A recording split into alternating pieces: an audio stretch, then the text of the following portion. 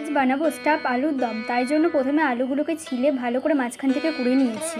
তারপর পোস্ত, চীনাবাদাম, কাজু বাদাম কড়াইয়ে উলিয়ে আদা, লঙ্কা ও টমেটো দিয়ে একটা পেস্ট তৈরি করে নেব।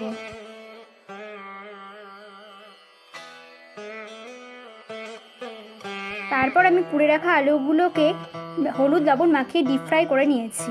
আলুগুলো লাল করে ভাজা হয়ে গেছে।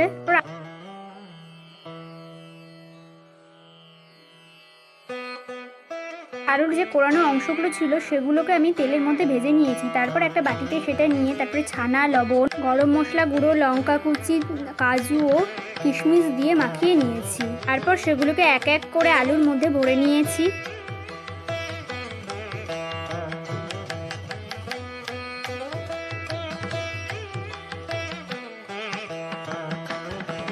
দেখো সবগুলো আলুতে আমার পুর ভরা কমপ্লিট। তারপর আমি আবার কড়াই